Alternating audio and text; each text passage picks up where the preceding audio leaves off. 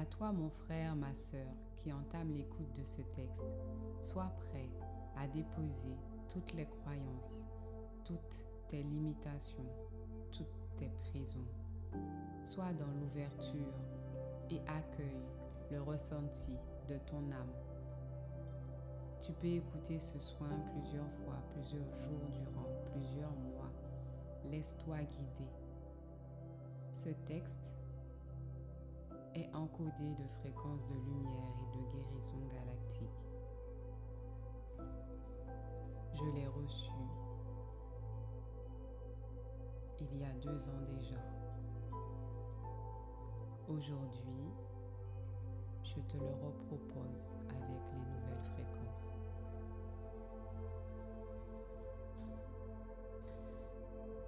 De la victimisation à la responsabilité. Tout commence un matin de mai. Le 26 mai 2022, avec une carte oracle.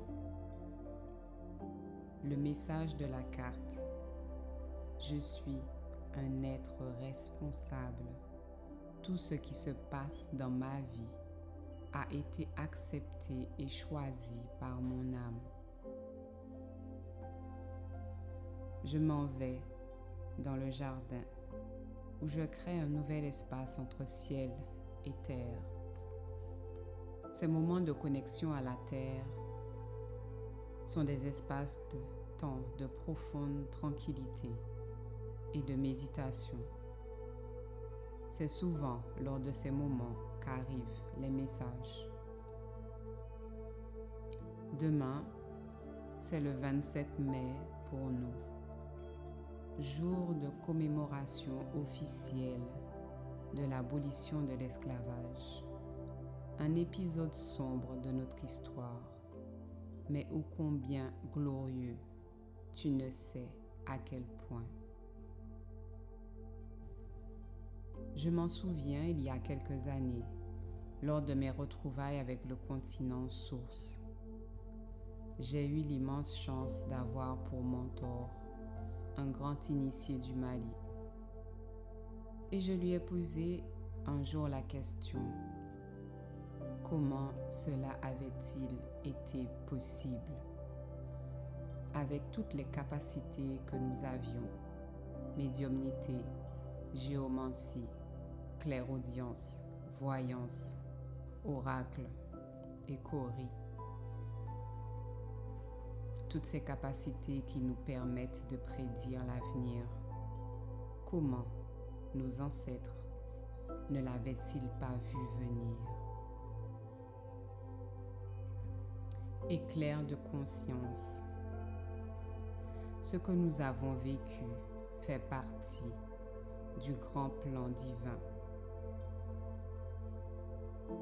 Le plan divin. J'entends déjà les cris d'orfraie.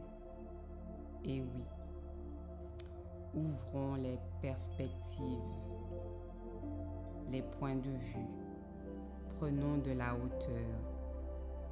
Pour bien comprendre, il faut se remémorer que tout est énergie et que tout est cyclique. Notre Terre-Mère, mis à part sa rotation annuelle, effectue plusieurs rotations simultanément, dont entre autres une rotation connue sous le nom de précession des équinoxes. Cette rotation s'opère sur 26 000 ans pour faire un tour complet.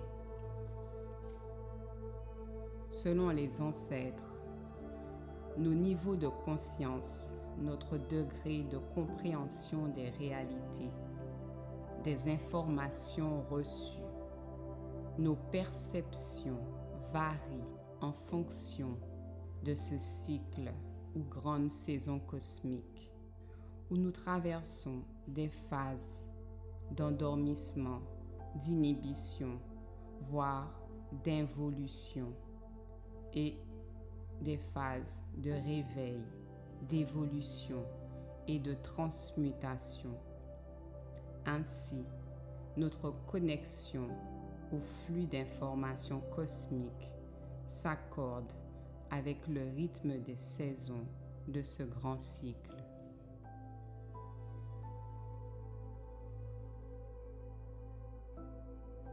Tantôt, le débit est généreux, tantôt il se réduit à un filet d'eau. Lors de ces périodes de sécheresse de connexion cosmique, nous sommes en mode survie. Seule une poignée d'entre nous demeure capable de rester connectés à la source. Cette poignée, ce sont les gardiens éternels.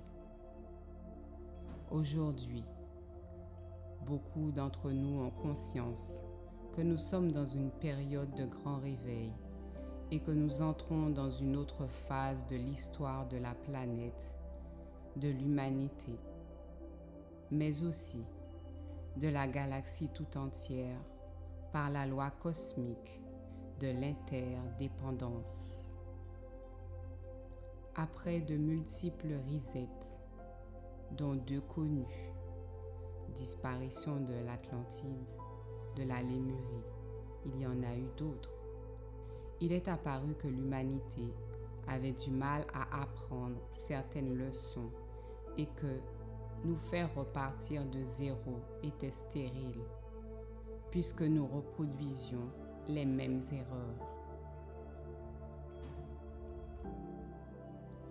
Arrive le grand plan divin afin de conduire l'humanité à changer de niveau de conscience. Passer de la 3e dimension de conscience à la 5e dimension de conscience est un immense changement de niveau qui permet la germination de la nouvelle humanité. L'esclavage, la traite négrière, qui pour nous sont vécus sous l'angle de la victime et du bourreau, est en fait une préparation du point de vue divin. Vivre ces siècles de souffrance est un choix de nos âmes. Pourquoi, me direz-vous? Revenons donc sur la mécanique de la blessure d'âme. Notre âme a 2 facettes, 2 parties. Une inaltérable, qui ne s'incarne pas sur Terre, et un double quantique, une 2e sphère intérieure qui nous accompagne dans nos incarnations. Cette partie est en mouvement, elle est vulnérable et tout comme notre corps spirituel, elle peut tout autant subir des blessures autant que notre corps physique. Ainsi, au fil des blessures plus ou moins importantes, l'âme se fragmente. Lors de cette fragmentation, nous perdons en énergie vitale. Tant que nous vivons dans l'ignorance de ce processus, nous ne comprenons pas l'impact qu'il peut y avoir sur nos vies propres et sur le monde. Par la suite, cette énergie, entre guillemets, perdue, reste en suspension dans l'éther et est récupérable. Nous avons ainsi accès à une banque de lingots d'énergie en attente de récupération. Pour retrouver ces trésors, il nous faut accepter de regarder la réalité avec un autre niveau de compréhension. Comprendre que toutes les blessures infligées, que ce soit par les autres ou par nous-mêmes, nous rendent 2 fois plus forts lorsque nous les surmontons dans la sphère physique et émotionnelle, et 10 fois plus forts lorsque nous les guérissons dans la sphère spirituelle et énergétique. Il est l'heure de nous voir avec les yeux de l'âme, au-delà de l'espace-temps. Nous avons accepté ce contrat multidimensionnel avec l'univers, Dieu, la source, peu importe comment vous l'appelez actuellement. Car de toute façon, nous étions les seuls véritablement capables de relever ce défi titanesque, car nos corps, richement tissés de mélanine, d'énergie cosmique, sont extraordinairement puissants. Nos missions dans cette histoire sont multiples. Nous sommes des guerriers de lumière qui avons accepté ce sacrifice ultime pour l'élévation et la rédemption de l'humanité tout entière, rétablissant l'ordre divin dans le cosmos. Nous déprogrammons, déstructurons, désintégrons aujourd'hui cette programmation d'aliénation et nous accueillons le dessein divin et ouvrons les portes de notre passé. Nous détricotons toutes les croyances limitantes transmises par ce même système et nous libérons notre potentiel créatif énergétique. Maintenant, je m'adresse à toi, mon frère, ma sœur guadeloupéen, caribéen, afro-descendant. Nos âmes ont choisi. Nos ancêtres nous ont légué un héritage précieux. Nous avons pour mission première de nous libérer et de montrer le chemin. Tous nos traumas, nos traumatismes représentent un potentiel énergétique puissant et une capacité d'élévation extraordinaire. Nous devons réformer notre vision de la commémoration. Le mode de commémoration actuel est le mode de commémoration du côlon, de la matrice. Cette manière de faire maintient nos énergies à l'envers. Elle les bloque, elle nous enfonce et nous lie interminablement au passé. Verseau, changeons de monde.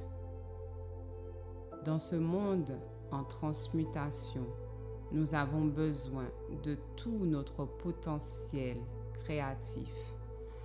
Par conséquent, de tout notre potentiel énergétique. Toute est énergie, c'est la base.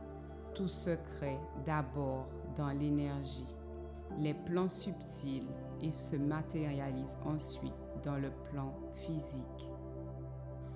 Le plan physique est le dernier plan d'action, l'ultime qui se manifeste et il est surtout le reflet de nos intérieurs.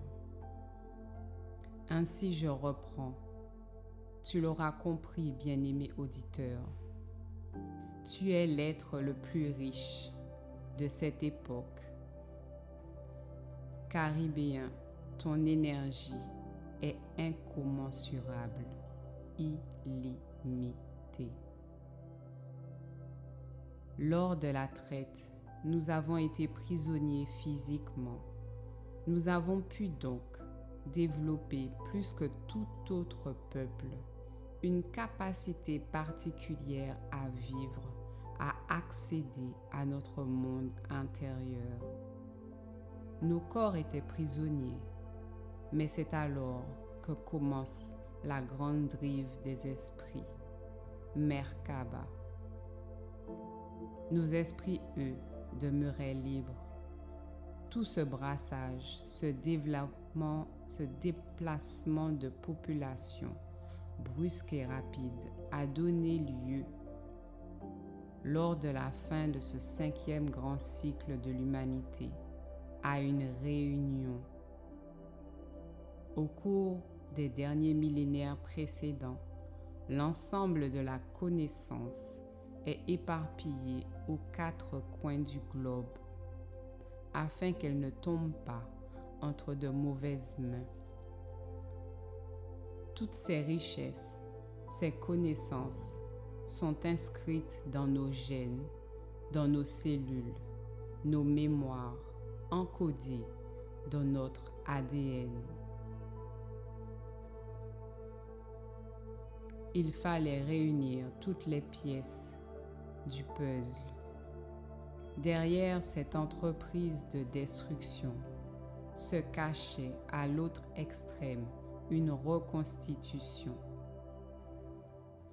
La Caraïbe, plus particulièrement, ce 6e continent, ce carrefour, est l'espace de réunion, de reconstitution du génome humain. Unité. Dans ce monde de matière déconnecté de nos corps, nous activons le génome pour nous connecter à notre monde intérieur.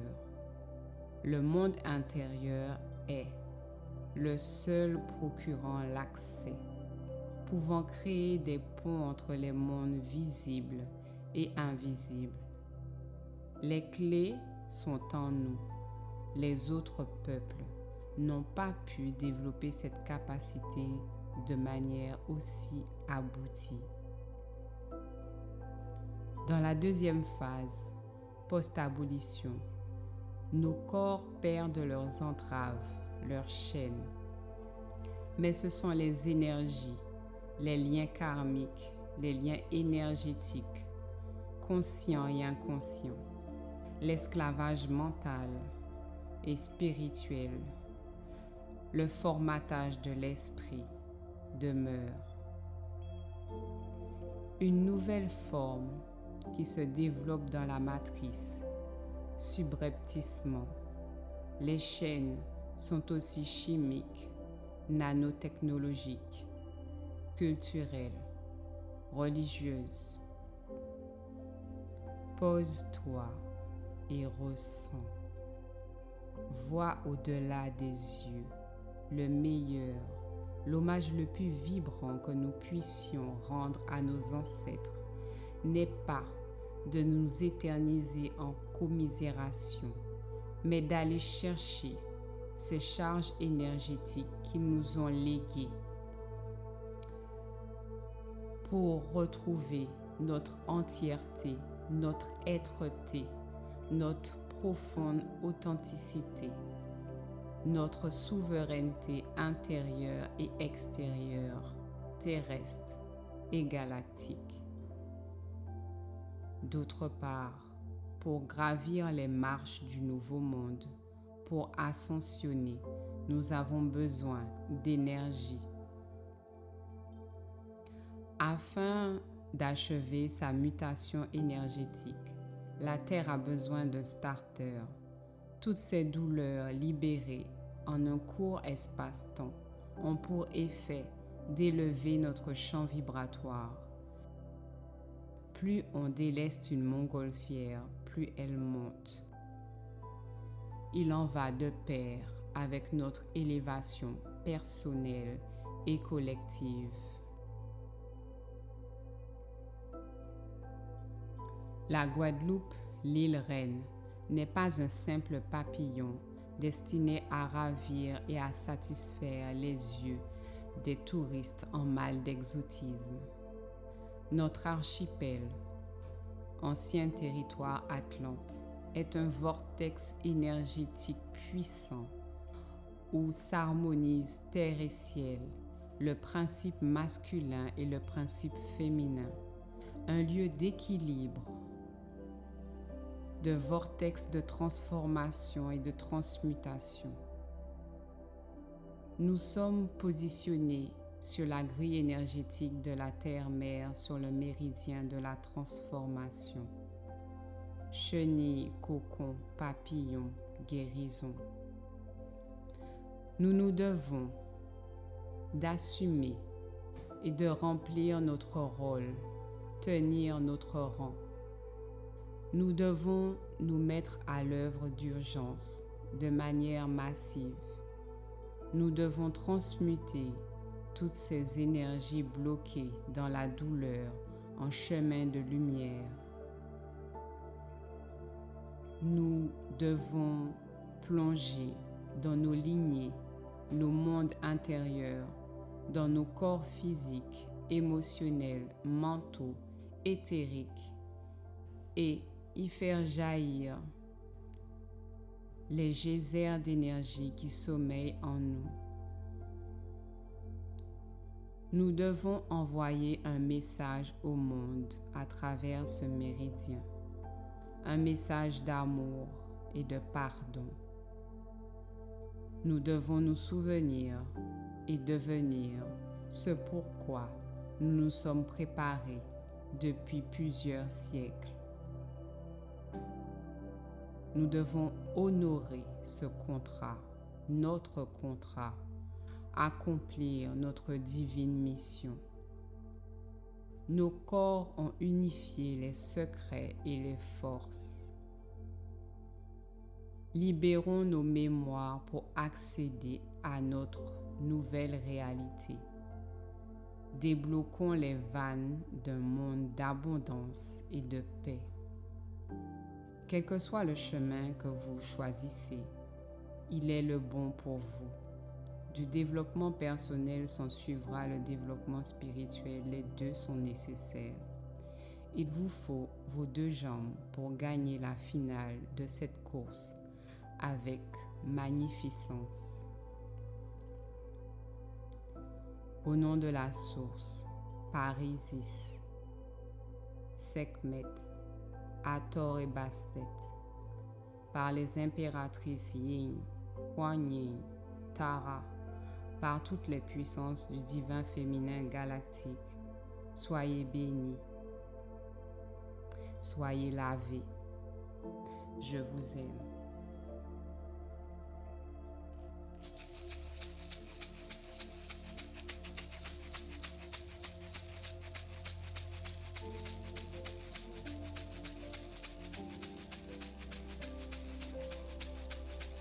Dragon d'eau, dragon de pluie,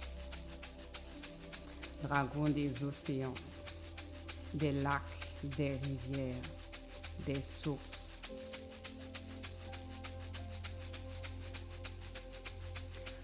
Dragon primordial du lac sacré, de la terre-mère.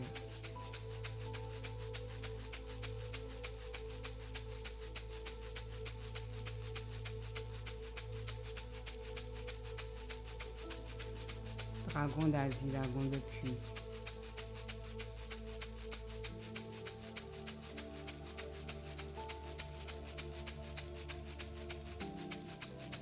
Dragon d'Isis.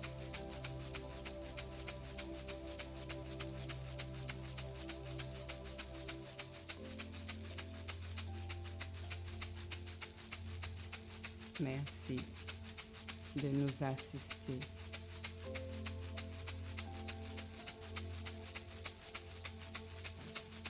De nous laver.